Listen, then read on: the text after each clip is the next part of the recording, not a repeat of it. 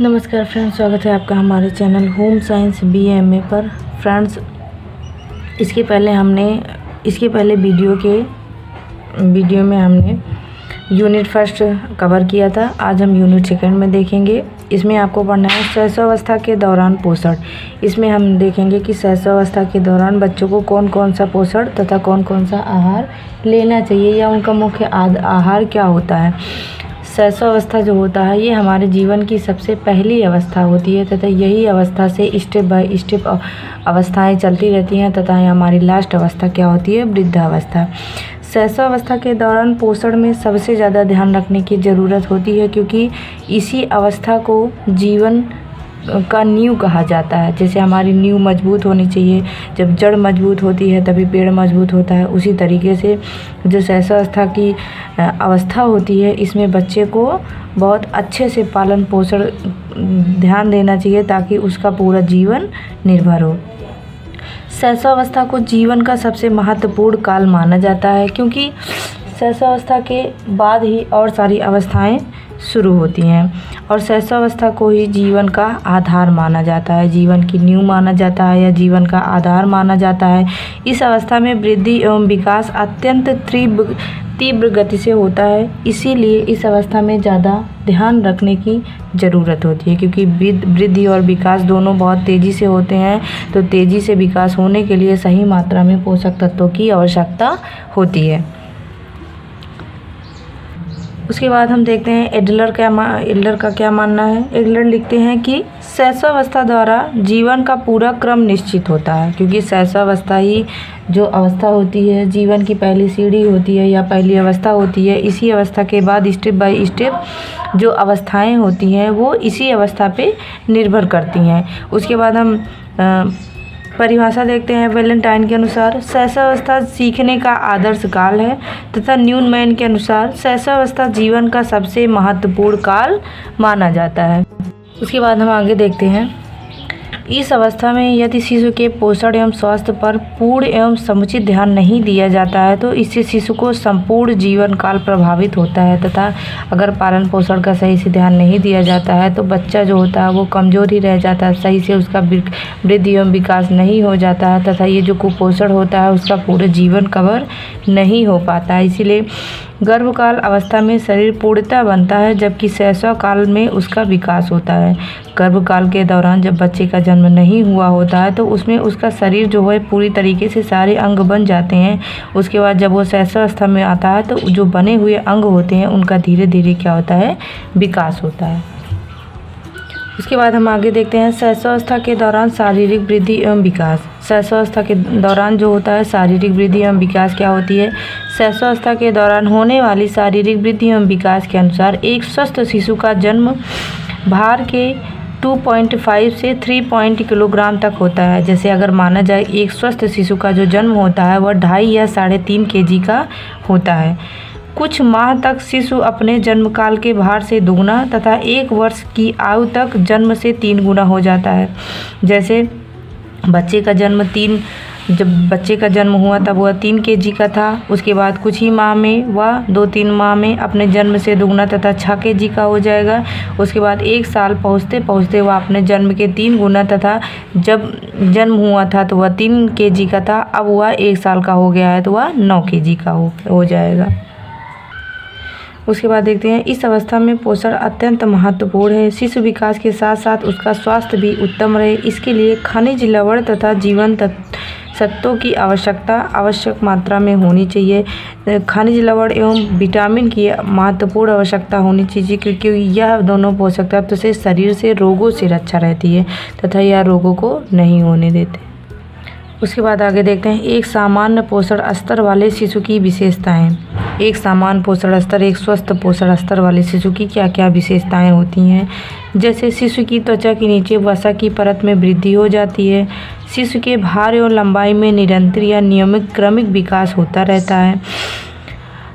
वह अधिकतर प्रसन्नचित्त तथा हंसता रहता है। वह नियमित मल विसर्जन करता है। 6ठे माह में शिशु के दांत निकलने शुरू हो जाते हैं एवं प्रथम वर्ष के अंत तक वह लगभग 6 से 12 दांत, उसके मुंह में 6 से 12 दांत निकल आते हैं।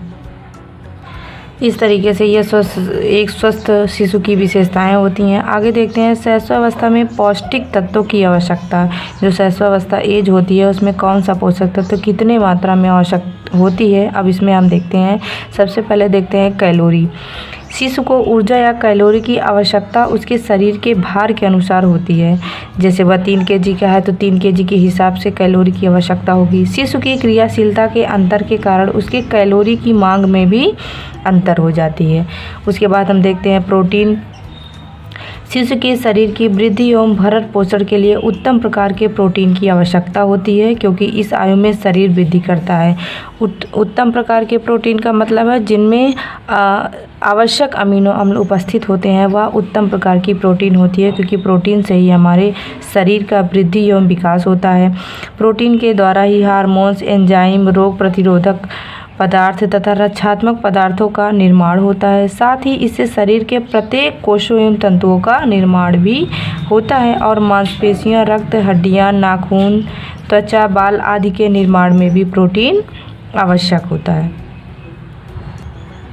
उसके बाद देखते हैं कार्बोहाइड्रेट। इस अवस्था में लैक्टोज शर्करा महत्वपूर्ण होती है, जो दूध में प्रचुर मात्रा में पाई जाती है। लैक्टोज शरीर में कैल्शियम एवं फास्फोरस के अवशोषण की क्षमता बढ़ाती है एवं आवश्यक लाभदायक बैक्टीरिया उत्पन्न करती है। उसके बाद वसा आवश्यक वसीय अम्ल एवं वसा में घुलनशील जीवन सत्व या विटामिन को पूरा करता है। ऐसे शिशु जो माँ के दूध का सेवन करते हैं उसमें इस तत्व की कमी नहीं होती है। वसा से शरीर को ऊर्जा एवं ऊष्मा की प्राप्ति होती है। उसके बाद अगला देखते हैं विटामिन। विटामिन से शरीर के रोगों से सुरक्षा मिलती है, इसलिए इन्हें सुरक्षात्मक तत्व कहा जाता है। प्रत्येक विटामिन किसी न किसी रोग का प्रतिरोधक क्षमता उत्पन्न करने वाला होता है। माँ के दूध में रोग प्रतिरोधक क्षमता पाई जाती है, किंतु जो बच्चे गाय का दूध पीते हैं उन्हें विटामिन ए, डी, सी एवं नाइसिन की आवश्यकता की पूर्ति के लिए संपूरक आहार जैसे फल का रस, कॉड लिवर ऑयल का मतलब होता है मछली का तेल, लेना आवश्यक होता है। उसके बाद है खनिज लवण। शिशु के दांतों, हड्डियों तथा कैल्शियम, फास्फोरस, रक्त के लिए लौह लवण की आवश्यकता होती है। यदि शिशु को आवश्यक मात्रा में दूध का सेवन कराया जाता है तो खनिज लवणों की पूर्ति स्वतः हो जाती है, किंतु दूध में लौह लवण नहीं होता है। लौह लवण के अलावा जितने भी खनिज लवण की आवश्यकता होती है सब की पूर्ति हो जाती है। उसके बाद आगे देखते हैं शैशवावस्था में पोषण। शैशवावस्था में बच्चा शैशवावस्था जन्म के बाद से 6 माह तक का शैशवावस्था या 2 साल तक का शैशवावस्था होता है। तो इसमें देखिए 0 से 6 माह तक केवल माँ का दूध पीता है। उसके बाद 6 से 12 के लिए क्या है, 6 से 9 माह के लिए शिशु चिकना बगैर रेशे का अर्धठोस आहार। अर्धठोस आहार का मतलब होता है जैसे दलिया हो गया, खिचड़ी हो गई। 9 से 12 माह के शिशु के लिए थोड़ी थोड़ी मात्रा में अर्धठोस आहार या ठोस आहार दिया जा सकता है।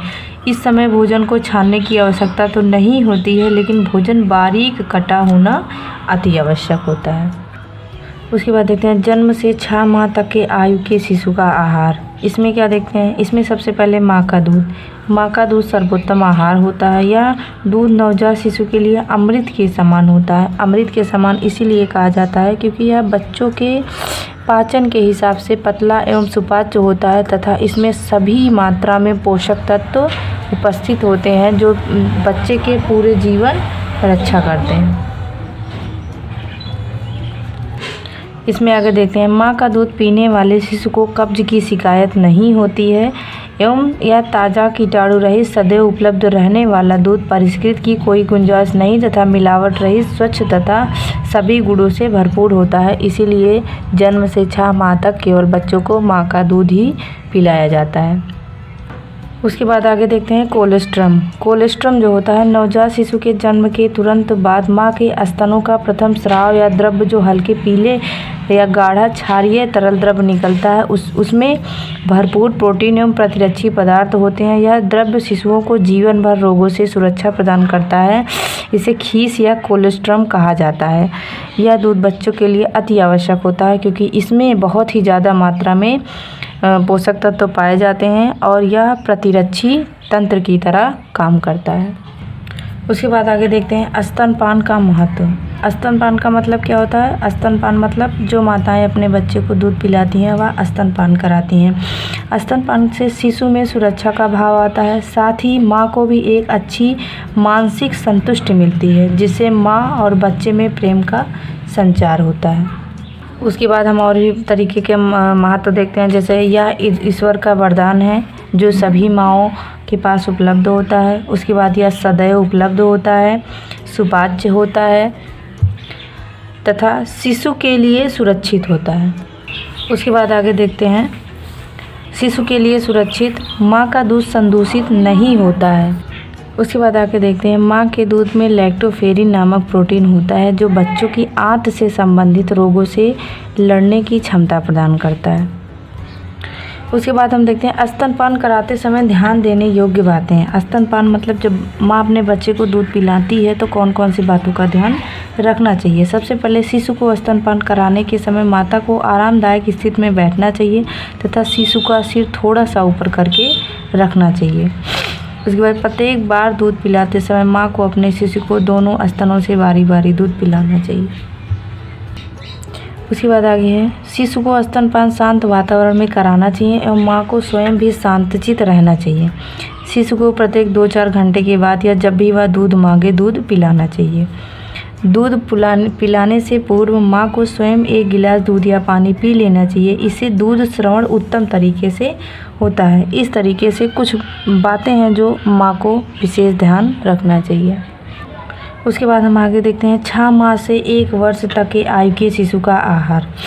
इसमें क्या है, जन्म से 6 माह तक की अवधि में शिशु के लिए माँ का दूध पर्याप्त आहार है, लेकिन 6 माह की आयु से बढ़ने के बाद उसकी आवश्यकताओं की पूर्ति जो होती है वह माँ के दूध से नहीं हो पाती तथा उसको ऊपरी आहार देना शुरू कर देना चाहिए। ऊपरी आहार जैसे इसको हम 3 भागों में बांट सकते हैं। तरल आहार, तरल भोज्य पदार्थ जो बिल्कुल लिक्विड फॉर्म में होता है, जैसे दूध, पानी, सब्जी व दाल का सूप, फलों का रस, कॉड लिवर ऑयल जो कि मछली का तेल होता है। उसके बाद अर्ध तरल जो कुछ ठोस होता है कुछ लिक्विड होता है, जैसे इसमें उबली दाल, पतली खिचड़ी या सूजी, केला आदि शामिल है। उसके बाद ठोस आहार में मसला हुआ ठोस आहार, सब्जियां मसलकर, उबला अंडा, फलों को मसलकर, रोटी को दाल में भिगोकर आदि। उसके बाद बिना मसला हुआ ठोस आहार, इसमें बिस्किट, सब्जी, दाल, चपाती, सीकी डबल रोटी व रस आदि। इस समय शिशु को अर्ध ठोस आहार जैसे दलिया आदि दिया जा सकता है।